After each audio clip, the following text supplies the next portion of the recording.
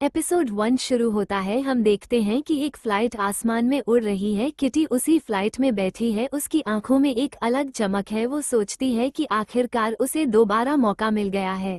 वो फिर से केस यानी Korea independent school of Seoul लौट रही है। पिछली बार उसे स्कूल से निकाला गया था, लेकिन हालात ऐसे बने कि अब उसे दोबारा एंट्री मिल गई है। किटी खुद से कहती है कि इस बार वो सिर्फ पढ़ाई पर ध्यान देगी, ना प्यार ना ड्रामा। लेकिन अंदर से हम सब जानते हैं कि किटी जहां होती है वहां ड्रामा अपने आप पैदा हो जाता है। फ्लाइट से उतरकर किटी टैक्सी पकड़ती है और स्कूल की तरफ बढ़ती है। रास्ते में वो सोल की सड़कों को देखती है। उसे फिर से वही एहसास हो रहा है जो पहली बार यहाँ आने पर हुआ था। सब कुछ खूबसूरत, अलग और खास। किटी किस कैंपस में पहुंचती है। गेट के बाहर ही उसकी सांस तेज होने लगती है। वो देखती है कि कुछ स्टूडेंट्स उसे पहचान लेते हैं, कुछ मुस्कुराते हैं, कुछ फुसफुसाते हैं। किटी शर्माती हुई आगे बढ़ती है। जैसे ही वो अपने हाउस रूम की तरफ बढ़ती है, उसकी नज़र मिनहो पर पड़ती है। मिनहो अपने दोस्तों के साथ खड़ा है, स्टाइलिश, हल्की मुस्कान। लेकिन जैसे ही वो किटी को देखता, उसकी आंखों में हल्का सा सरप्राइज नजर आता है, लेकिन वो तुरंत अपनी नजरें हटा लेता है। किटी थोड़ा रुकती है, सोचती है कि क्या उसे हेलो बोलना चाहिए, लेकिन तभी उसकी दूसरी फ्रेंड उसे आवाज देकर बुलाती है। किटी मुस्कुराती है और आगे बढ़ जाती है। मिन्हो उसे जाते हुए देख तो लेता है, लेकिन कुछ कहता नहीं। हम यहाँ समझ जाते हैं कि पिछली बार जब मिन्हो ने किटी को अपने दिल की बात बताई थी,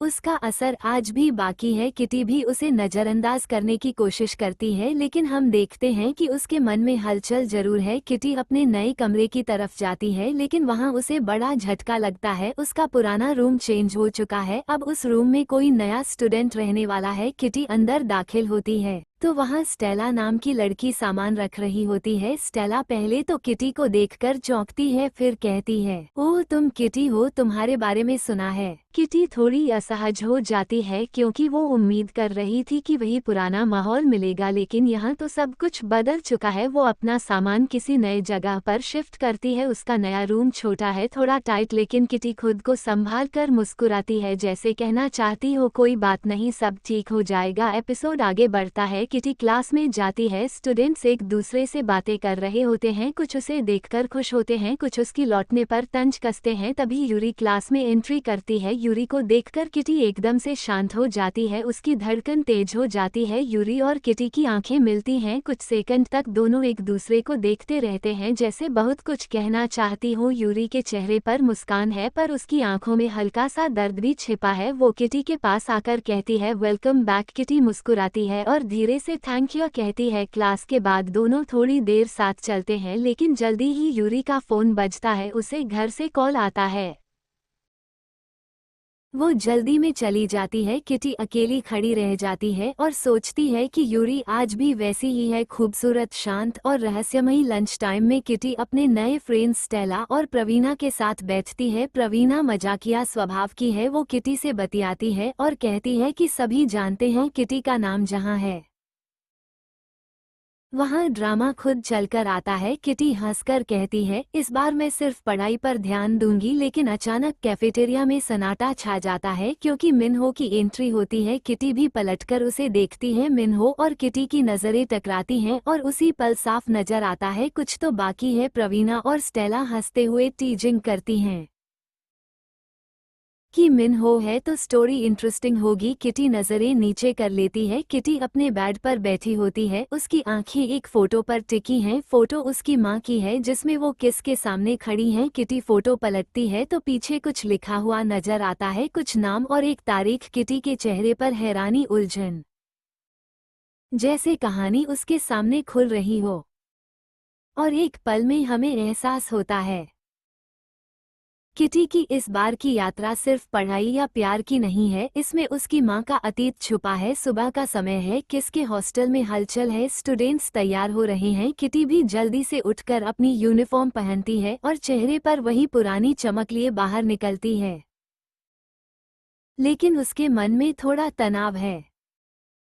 कल की सारी बातें, मिन्हो, यूरी, नया कमरा, नई लड़की, स्टेला, सब कुछ उसके दिमाग में घूम रहा है। किटी जैसे ही हॉस्टल से बाहर निकलती है, बरामदे में उसे प्रवीणा मिल जाती है। प्रवीणा उसे हाथ पकड़कर कहती है, चलो आज हम कैंटीन नहीं, सीधे गार्डन में नाश्ता करेंगे, आज मौसम बहुत अच्छा है। दोनों बाहर जाते हैं।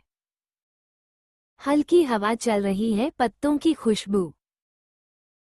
किटी को एक पल के लिए लगता है कि शायद उसकी जिंदगी फिर से पटरी पर आ रही है, लेकिन तभी दूर से यूरी आती हुई दिखती है। यूरी अकेली है, उसकी चाल में उदासी है। वो फोन पर किसी से बात कर रही है, लेकिन उसका चेहरा झुंझलाहट और नाराजगी से भरा है। किटी उसे देखती है और महसूस करती है कि यूरी का घर का ड्रामा अभी भी खत्म नहीं हुआ है। पिछले सीजन में उसके पेरेंट्स का रिश्ता बिखर रहा था और अब वह तनाव फिर से उसके चेहरे पर साफ दिख रहा है। यूरी किटी की तरफ देखती है, हल्की मुस्कान देती है, लेकिन वो मुस्कान दिल से नहीं, जैसे किसी दर्द को छिपाया हो। किटी सोचती है काश वो यूरी की मदद कर पाती, लेकिन वो अभी भी समझ नहीं पा रही कि उसकी फीलिंग्स क्या है। सीन बदलता है, किटी अपनी क्लास में बैठी है। डेस्क पर सिर थोड़ा झुकाकर कुछ लिखने में लगी है। तभी क्लास में नया लड़का जिन आता है। उसकी एंट्री पर सबकी नजरें उसकी तरफ घूम जाती हैं। स्टाइलिश, कूल, थोड़ा मिस्टीरियस किटी उसे देखती है, लेकिन कोई खास रिएक्शन नहीं देती। जिन उसी बेंच पर बैठता है जहां किटी एक तरफ बैठी है। वो किटी को देखकर मुस्कुराता है और किटी भी हल्की मुस्कान देती है, लेकिन मन में सोचती है एक और नई एंट्री यानी और ड्रामा। लंच टाइम में किटी स्टेला और प्रवीणा के साथ बैठी होती है। स्टेला नई गॉसिप सुनाते हुए कहती है कि मिन्हो आजकल किसी मॉडल को डेट कर रहा है। किटी के चेहरे पर हल्का सा झटका लगता है, लेकिन वो उसे छिपाने की कोशिश करती है। प्रवीणा हंसकर कहती है, किटी तुम्हें क्या, तुम तो कह रही थी कि तुम सिर्फ पढ़ाई पर ध्यान दोगी। किटी सिर हिलाकर कहती है, हाँ बस यही, लेकिन हम जानते हैं कि मिन्हो का नाम आते ही किटी का दिल थोड़ा तेज धड़कता है। इसी बीच मिन्हो कैंटीन में एंट्री करता है। पूरा माहौल शांत हो जाता है। वो हमेशा की तरह आकर्षक दिख रहा है, लेकिन उसकी नज़रें किटी को ढूंढ रही हैं, जैसे उसे उम्मीद है कि किटी उसे देखेगी। किटी भी अनजाने में उसकी तरफ देख लेती है और दोनों कुछ सेकंड तक एक दूसरे को देखते रहते हैं। एक अजीब सी खामोशी, एक अलग सा एहसास, और फिर दोनों नज़रें हटा लेते हैं।